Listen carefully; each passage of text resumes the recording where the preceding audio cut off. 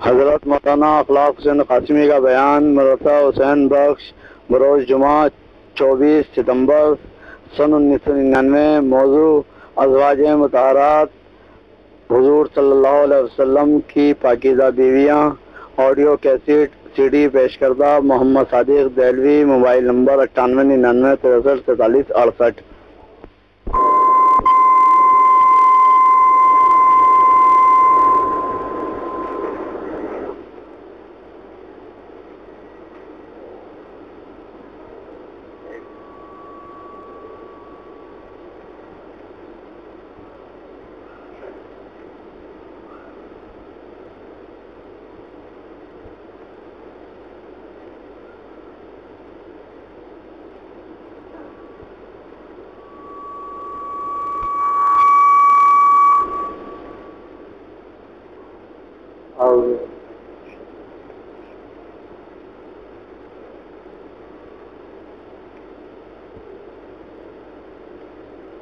حضرت خدیجہ کبریٰ رضی اللہ تعالی عنہا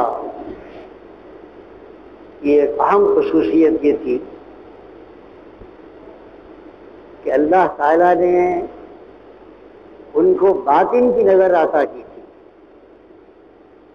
جسے ہم روحانی ادراک کہتے ہیں، اور وہ روحانی ادراک یا باطن کا علم ان کو اپنے ماحول سے ملا تھا، جس ماحول کی میں وضاحت کر چکا ہوں۔ رسول اکرم صلی اللہ علیہ وسلم ابھی رسول نہیں ہیں، یعنی منصب رسالت پر نہیں ہیں، لیکن ہونے والے رسول ہیں، اور ابھی آپ کو منصب رسالت پر فائز ہونے میں مجموعی طور پر 15 برس لگیں گے۔ نبوت سے پہلے 15 سال حضور کا اور حضرت خدیجہ کا تعلق رہا ہے۔ آپ کی شہرت تھی، عجیب عجیب واقعات نبوت سے پہلے، اور سارے مکے میں ان واقعات کا چرچا تھا، اور خدیجہ کبریٰ بھی وہ سنتی تھی، یہ ہے وہ نوجوان تاجر میرا شوہر۔ بچپن میں شق صدر ہوا حلیمہ سعدیہ کے ہاں 4 برس کی عمر میں۔ یہ واقعہ بھی ایسا نہ تھا کہ مکے میں اس کا چرچا نہ ہو، بھائی حلیمہ کیا یہ ہوا۔ پھر اسی دوران میں شام کے 2 بڑے راہبوں نے حضور کو دیکھ کر پیشین گوئی کی۔ وہ تو راہب تھے اور وہ روحانی آدمی تھے۔ آج کا پادری دنیا دار ہے جو اپنے آپ کو راہب کہتا ہے، اس دور کا راہب عیسائی جو تارک الدنیا ہو جاتا تھا، اس میں روحانیت ہوتی تھی، وہ نفس کشی کرتا تھا، تارک الدنیا اور نیک زندگی گزارتا تھا۔ آج کا پادری نہیں تھا، تو اس دور کا پادری۔ تو 2 راہبوں اور پادریوں نے دیکھ کر گواہی دی اور پیشین گوئی کی کہ ہمیں یہ نوجوان وہ معلوم ہوتا ہے۔ اس کا بھی سارے مکے میں چرچا تھا۔ پھر یہی نوجوان تاجر تھا، ابھی صرف تاجر، جس نے حجر اسود بیت اللہ کی دیوار میں نصب کرنے کا جو عجیب و غریب فیصلہ کیا، اور تمام سرداران قریش نے سر جھکا لیا۔ وہ واقعہ بھی سارے مدینے میں عام تھا، کیسا عجیب و غریب فیصلہ کیا اس تاجر نے۔ یہ سب واقعات تھے۔ اور پھر خاص طور پر حضرت خدیجہ کبریٰ کا تو روز آمنا سامنا ہوتا تھا اس نوجوان تاجر سے، جس کی پیشانی میں نبوت کے انوار تھے، آثار، جس کا کردار ایک ہونے والے نبی کا کردار تھا۔ یہ سب تھا۔ اب اس کے باوجود جو نظر اللہ تعالیٰ نے خدیجہ کبریٰ کو عطا کی تھی وہ دیکھیے۔ ایک روز سرکار تشریف لائے، حضرت معمول حضرت خدیجہ کبریٰ رضی اللہ تعالی عنہا اس وقت جذبے میں آ گئی۔ دیکھا شوہر کے چہرہ منور کو دیکھا، ان کے آثار کو دیکھا، دماغ پر ان کی عظمت آہستہ آہستہ نقش ہو رہی تھی، وہ اپنا اثر کر رہی تھی، تشریف لے آئے، دوڑی فاخذت بیدہ اور فضمتھا الی صدرہا ونہرہ. یہ مشہور واقعہ حضرت خدیجہ کی عقیدت کا قبل النبوت. کھڑی ہوئی اور حضور اکرم صلی اللہ علیہ وسلم کا ہاتھ لے لیا، جس طرح مصافحہ کرتے ہیں، جو ہاتھ پکڑ لیا، فاخذت، اور حضور کا ہاتھ لے کر اس کو یہاں لگایا. روایت کے الفاظ کیا ہیں؟ صدر اور نہر. صدر نہیں ہے، یہ احتیاط ہے، عرب شائستہ عرب کی احتیاط ہے. یہ دکھا رہا ہوں میں آپ کو. بہت برے تھے، بہت برے، جو برے تھے وہ برے تھے، لیکن جو عرب کے اشراف تھے ان میں شائستگی تھی. اس اپنے عظیم شوہر کا ہاتھ پکڑا اور ہاتھ پکڑ کے یہاں لگا. کیا نہیں، صدر کا لفظ نہیں ہے، کیا لفظ ہے؟ الی صدرہا، نہر کہتے حلقوم، صدر اور نہر کے درمیان یہاں جلد لگایا اور کہا بے ابی و امی، میرے ماں باپ قربان ہو آپ پر، میں نے اس وقت جو فیل کیا ہے آپ کے ساتھ، یہ عظمت کا، عقیدت کا، اس کی صرف ایک وجہ ہے کہ مجھے امید ہے کہ شاید آپ وہی نبی ہو جو آنے والا ہے. بہت دور ابھی نبوت. رسول اللہ صلی اللہ علیہ وسلم ستبعث، تو اے محمد اگر واقعی آپ ہی ہوں تو فارف حقی و منزلتی، تو نبی بننے کے بعد آپ میرا حق فراموش نہ کریں. میرا حق ہے آپ پر، خدمت کر رہی ہوں، محبت کر رہی ہوں، اس کو آپ فراموش نہ کریں. اور وَدْعُ الْإِلَٰهَ الَّذِي يَبْعَثُ، اور میرے حق میں دعا کریں آپ اس اللہ سے جس اللہ نے آپ کو، جو آپ کو مبعوث کرے گا. اللہ کو مانتی ہیں، اللہ سے دعا کو مانتی ہیں. نوٹ کرتے رہیے آپ. زمانہ جاہلیت ہے لیکن خدیجہ میں ایمان ہے، اللہ کا تصور ہے. وہ جانتی ہیں کہ اللہ سے دعا کرنا کسے کہتے ہیں. یہ بتا رہا ہوں میں آپ. حضور اکرم صلی اللہ علیہ وسلم نے سنا اور سن کر فرمایا، اے خدیجہ، واللہ لئن کنت انا قد استنعت عندی ما لا اضیع. اے خدیجہ، اگر میں وہی ہوا، اگر یقین سے نہیں کہہ سکتے، ابھی وہی کا نزول نہیں ہوا ہے، یہ احتیاط ہے. اگر میں وہی ہوا ہے خدیجہ، تو جو تم میرے ساتھ کر رہی ہو میں اس کو ضائع نہیں کروں، تمہارا حق ہے. اور وہیں یکن غیری، اور اگر میرے علاوہ وہ آنے والا کوئی اور ہوا، احتمالی تو ہے غیب، یقین تو نہیں ہے، کوئی اور ہوا، تو اے خدیجہ کوئی اور ہوا تو جس خدا کے لیے تو یہ عمل کر رہی ہے وہ خدا تیرے عمل کو ضائع نہیں کرے گا.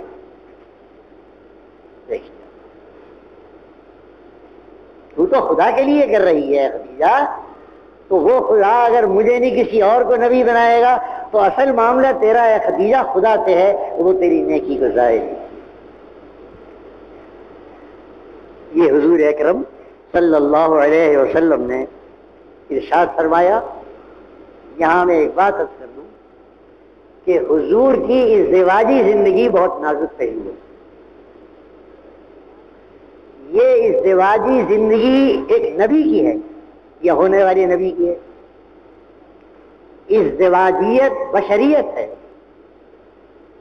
شادی نکاح میاں بیوی یہ تو بشریت ہے، اور نبوت یہ عظمت ہے، وہی ہے، اس کا مقام آسمانی ہے. ایک ذات میں دونوں پہلو مکمل جمع ہیں. وہ ایک کامیاب شوہر بھی ہے اور ایک شوہر بشری اور فطری طور پر جو کچھ سب کر رہا ہے وہ، لیکن ساتھ میں نبی. حضور کی زندگی کے اس پہلو کو بیان کرنا بہت احتیاط چاہتا ہے. میں مثال دے رہا ہوں. یہ فقرہ جو میں نے آپ کو سنایا کہ حضور آخذت بیدہی فضمتھا، خدیجہ نے حضور کا ہاتھ پکڑا اور پکڑ کر اس کو یہاں لگایا. ایک بہت بڑے مصنف ہیں، میں نام کس کا لوں، ان کی کتابیں بک رہی ہیں بہت شہرت کے ساتھ. انہوں نے اس کا ترجمہ کیا اور خدیجہ حضور کے لپٹ گئیں. لپٹ گئی ترجمہ نہیں ہے، ضم کیا ہاتھ کو، ضم پورے جسم کو نہیں کیا. یہ شائستگی کے خلاف، لیکن کر گئے وہ ترجمہ. اور حضور کی ازواج اور اس گھریلو زندگی کے معاملات میں بڑی بڑی لوگوں نے بے احتیاطیں کی ہیں، اور آج جو مخالف ہے آج اس کو اچھال رہا ہے. وہ آریہ سماجی ہوں، کتابیں لکھ رہے ہیں اس پر، کیسی نامعقول کتابیں آئی ہیں. کیوں کہ حضور کی گھریلو زندگی میں جو بشریت ہے وہ احتیاط چاہتے. یہ سمجھ رہے ہیں آپ، یہ بے احتیاطی چیز ہے. وہ بک رہی ہے وہ کتاب. بہرحال میں نے ایک مثال دیا، میں نکتہ چینی میں نہیں پڑھتا، یہ پڑھنا نہیں. ضمتھا بیدی، جو ہاتھ پکڑا تھا اسے لگایا، اور یہاں نہیں لگایا، یہاں لگایا. یہ شائستگی عرب، جاہل عرب کی شائستگی ہے. یہ خالی اسلامی شائستگی کا درس نہیں دیتا. شائستگی اور گویا جو ایک فطری نفاست ہوتی ہے وہ ہر دور میں اشراف کے اندر رہی ہے، عوام کو چھوڑ دی. بہرحال یہ واقعہ. اب اتنا گویا عرفان ہے حضرت خدیجہ کو رسول اکرم صلی اللہ علیہ وسلم کے نبی ہونے. اب نبوت کی منزل آ گئی، نبوت کی منزل آ گئی 15 برس کے بعد. اللہ، حضور اکرم صلی اللہ علیہ وسلم غار حرا پر تشریف لے جاتے تھے، اعتکاف کرتے، اللہ اللہ کرتے. جب نبوت کا زمانہ قریب آیا تو حضور پر روحانیت کا غلبہ شروع ہو گیا تھا، اور آپ دنیا داری سے کٹنے لگے تھے آہستہ آہستہ. بالکل تو کر سکتے ہی نہیں تھے، عیالدار تھے، بچے تھے، بیوی تھی، خود بشر تھے اور بشر کامل تھے. نامکمل نہیں، ادھورے بشر نہیں، مکمل بشر. لیکن وہ غار حرا میں اب جا کر ہے، وہی آ گئی، وقت آ گیا.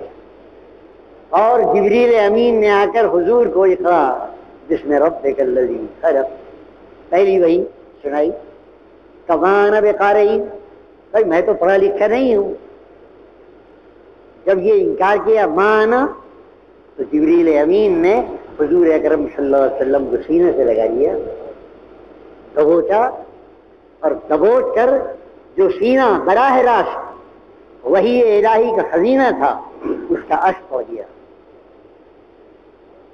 براہ راست تو اللہ تعالیٰ سے علم جبریل امین حاصل کرتے، سینے سے لگایا اور قلب کو روشن، قلب روشن ہو گیا.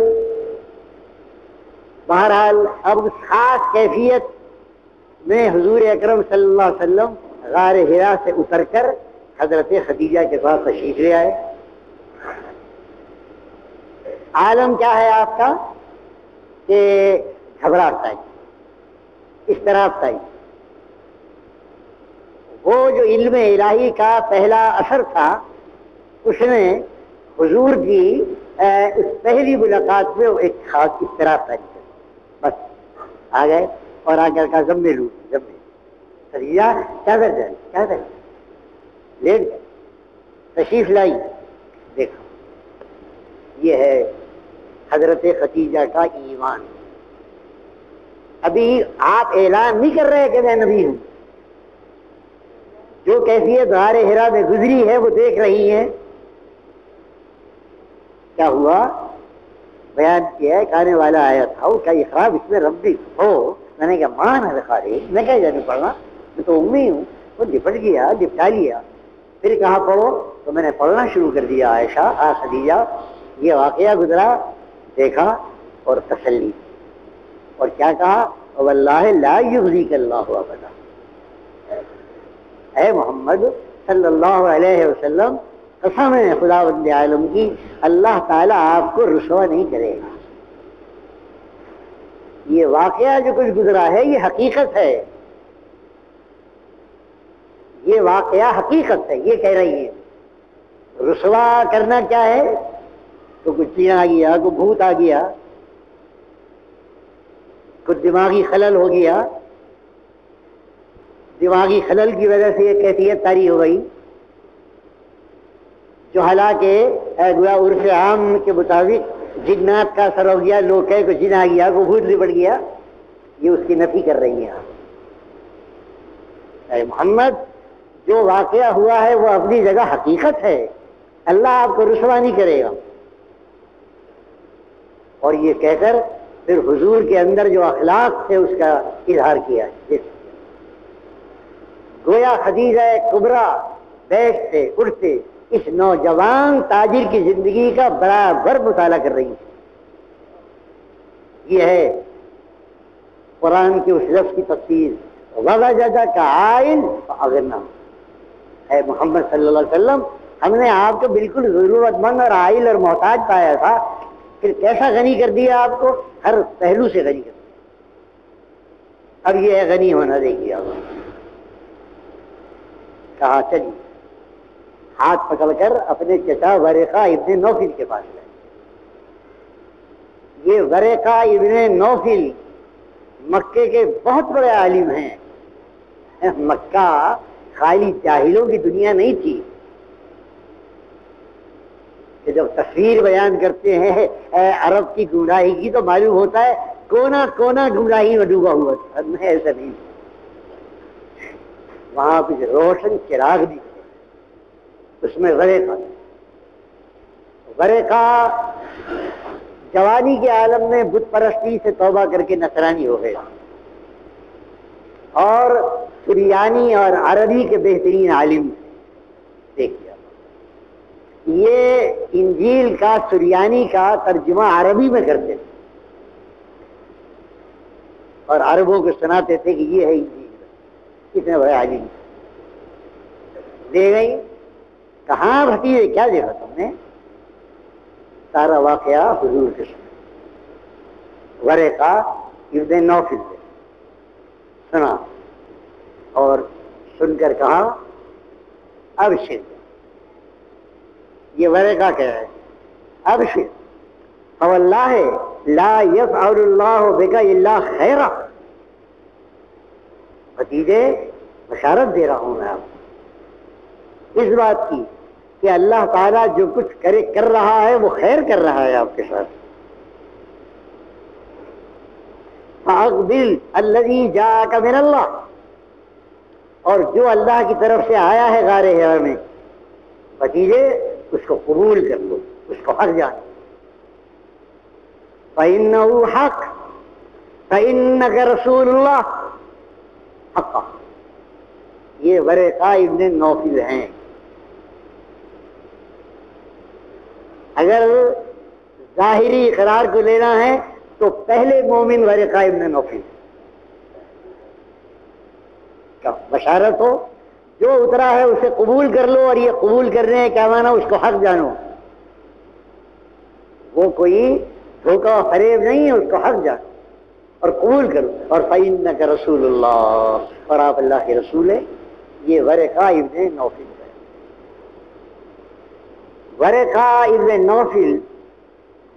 اور پھر یہ کہا ورقہ نے، یہ بھی کہا کہ لئن کنت صدقتنی انہ لیاتی، یہ وہی پیغمبر ہے جو عیسیٰ اور موسیٰ پر آتا رہا ہے، اس کو ناموس کہا ہے انجیل میں، ناموس اعظم، ہم ان کو جبریل کہتے ہیں۔ فلما سمع کلامہ ایقن بالحق، ورقہ نے ان کی پوری گفتگو سنی اور اعتراف کر لیا کہ یہ حق ہے، اور اس کا اظہار کر دیا۔ آگے کہا ورقہ نے کہ اے محمد صلی اللہ علیہ وسلم، یہ جو کچھ ہوا، اے کاش آپ پر جو کچھ ہوا اور آپ کو جو منصب ملنے والا ہے، آپ کی قوم آپ کو بے وطن کرے گی، نکالے گی قوم۔ اے کاش اکون حیا شابہ، اے کاش میں اس وقت جوان ہوتا اور زندہ بھی رہتا تو میں آپ کی مدد کرتا، لیکن ورقہ نہ زندہ رہے اور بوڑھے وہ ہو چکے تھے نابینا کی آنکھوں سے، چند روز کے بعد انتقال ہو گیا۔ ورقہ ابن نوفل کو محدثین صاحب ایمان قرار دیتے، ان کو اس کا موقع نہیں ملا کہ حضور دعوت عام شروع کریں، تبلیغ عام، اور پھر ورقہ ایمان لائیں۔ ورقہ تو اس طرح ایمان لا چکے اور اعتراف کر لیا، لیکن نہ وہ زندہ رہے، نہ ان کی وہ جوانی کا دور رہا، وہ اللہ کو پیارے ہو گئے، لیکن ورقہ صاحب ایمان انتقال۔ یہ ہے صدی حضرت خدیجہ کبریٰ کے ایمان لانے کا واقعہ۔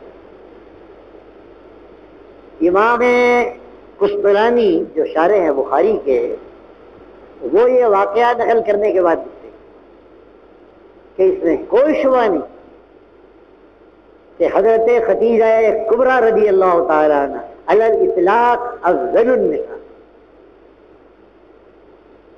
دنیا کی تمام عورتوں میں جس عورت کا درجہ سب سے بلند ہے وہ خدیجہ ہے۔ اب پھر درجہ بدل جائے، وہ بھی افضل ہے، وہ بھی افضل ہے، لیکن یہ ہے خدیجہ کبریٰ رضی اللہ تعالی عنہا اور ان کے فضائل۔ یہاں مجھے یہ بتانا ہے کہ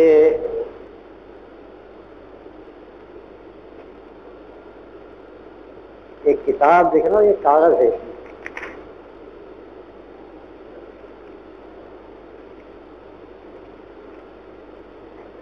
ایک کتاب، ایک مستورات لائی میرے پاس، مستورات عورت، یہ کتاب ہے کیونکہ معاملہ اہم ہے اس لیے سنا رہا ہوں۔ یہ ایک پنسورہ شائع کیا ہے تو حفیظ مبلغو ہے اردو بازار میں، مجھے نہیں معلوم کون سا۔ پنسورہ میں ترجمہ اعلیٰ حضرت مولانا بریلوی علیہ الرحمہ کا ہے، اور اس میں سارے درود وغیرہ کے فضائل۔ درود اکبر کی فضیلت میں خدا جانے وہ کون بریلوی عالم ہے، بریلی میں تو بڑے بڑے علماء بھی ہیں، خالی اختلاف الگ ہے۔ خود اعلیٰ حضرت بہت بڑے عالم تھے، لیکن ایسی جاہلانہ بات، وہ اس میں لکھتے ہیں کہ حضور اکرم صلی اللہ علیہ وسلم کو قرشی کہنا چاہیے، قریشی نہیں کہنا چاہیے۔ قریشی کہنا، قریش کے معنی چونکہ گالی کے ہیں، قریش کے معنی گالی کے ہیں، اس لیے حضور کو قریشی نہ کہنا چاہیے، قرشی کہنا چاہیے، جائز نہیں ہے قریشی کہنا۔ یہ اس کتاب میں لکھا ہوا ہے، صفحہ 159 پر، درود اکبر کی فضیلت۔ بات کیا ہے؟ حضور کو عام طور پر قریشی کہتے ہیں۔ میں نے ابھی قاری تسلیم سے پوچھا، یہ گوش لائن کے آدمی ہے، صوفی آدمی ہے، کہ مولانا جامی کا یہ شعر ہے، اے قریشی لقبی ہاشمی و مطلب، اے قریشی لقبی ہاشمی و مطلبی، دل وجہ بات ولایت کے عجب خوش لقبی، یا قریشی۔